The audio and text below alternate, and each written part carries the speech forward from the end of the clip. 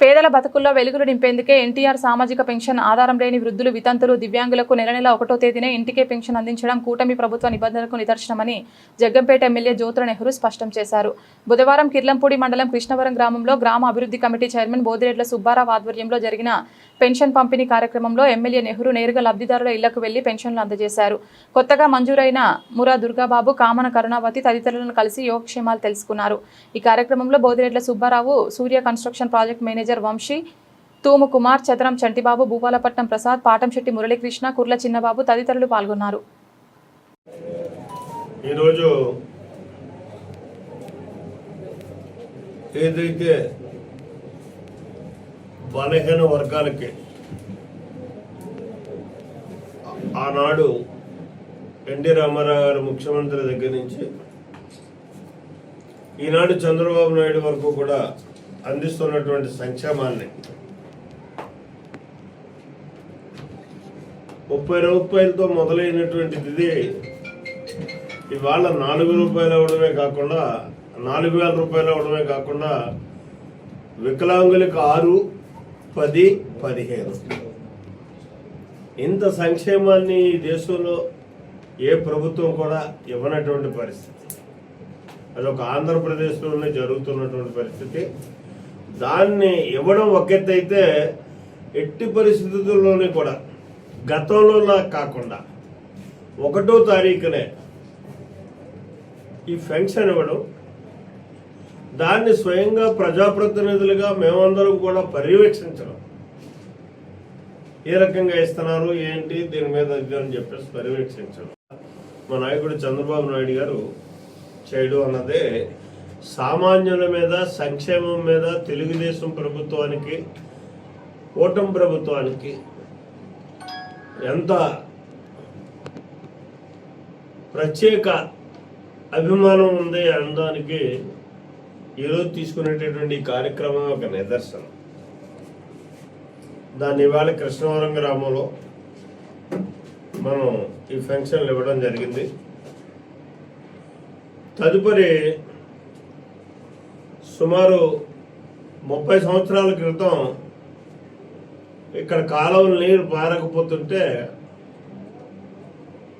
ఒక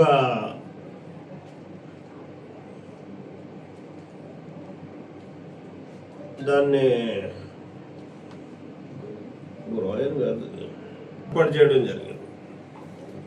అది ఆ రోజుల్లో ఉన్నటువంటి టెక్నాలజీకి అనుగుణంగా సింపుల్గా ఉపయోగించి ఆ రోజు కార్యక్రమం తీసుకోవడం, కృష్ణవరానికే కాకుండా గద్దరాపల్లికి కూడా ఉపయోగపడేటటువంటి గ్రాయిన్ ఇది. అది ఫ్లడ్స్ రావడంలో అది అప్పట్లో కొట్టుకుపోవడం, తర్వాత వచ్చినటువంటి ప్రభుత్వాలు దాన్ని పట్టించుకోకపోవడం, అలా ఇప్పటిదాకా కూడా అదే రకమైన స్థాయిలో ఉండి ఏవో బోర్ల మీద వ్యవసాయం చేసుకుంటున్నారు తప్పించి వేటి నుంచి పంపులు వేసుకుని తోడుకోవడం, ఇలా చేసుకుంటున్నటువంటి పరిస్థితి ఇక్కడ రైతాంగానికి ఉంది. ఇంకా పెద్ద గద్దనాపిల్లు అయితే డ్రాప్ వాటర్ కూడా దీనికి ఇంకా పుష్కర నీళ్ళలో వచ్చే అవకాశం ఉంది కృష్ణవరానికి. గద్దనాపిల్లికి అది కూడా అవకాశం లేదు. అటువంటి పరిస్థితుల్లో మళ్ళీ దాన్ని ఇవాళ మనం చెయ్యాలి అని చెప్పి వెళ్ళి పరిశీలించడం జరిగింది. అక్కడ ఎవరైతే పోలవరం వర్క్ చేస్తున్నారో ఆ సంబంధిత కాంట్రాక్టరు, అలాగే అక్కడ ఉన్నటువంటి డిపార్ట్మెంటు, మన లోకల్ డిపార్ట్మెంట్ని తీసుకెళ్ళి చూసి ఈ సమావేశానికి వచ్చే ముందే వాళ్ళందరినీ కూర్చోబెట్టి ఒక ఐడియా నేను ఇవ్వడం జరిగింది. దానికి అంటే మళ్ళీ పటిష్టంగా ఉండేలాగా, సింపుల్గా అయ్యేలాగా, ఈనాడు ప్రభుత్వం మీద భారం పడకుండా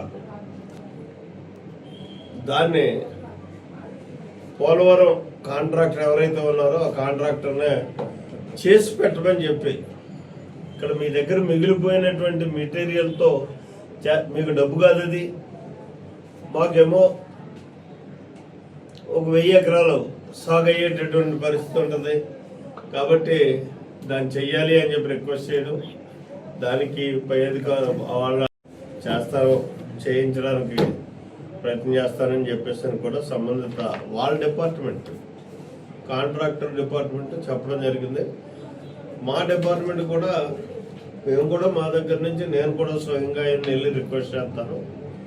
అంటే ఇప్పుడున్నటువంటి ఆర్థిక పరిస్థితుల దృష్ట్యా ఎక్కడ ఏ అవసరం ఉంటే ఆ అవసరాన్ని ఉపయోగించుకొని మనకు కావలసినటువంటి వనరులు సమకూర్చుకోవాలన్నది ప్రజాప్రతినిధిగా నా బాధ్యతగా గుర్తెరిగి వ్యవహరిస్తున్నటువంటి పరిస్థితి. ఇది ఇవాళ కార్యక్రమం. రోజు ఇదే రకమైనటువంటి విధానంతో కార్యక్రమాలు చేసుకుంటూ ముందుకెళ్తాం.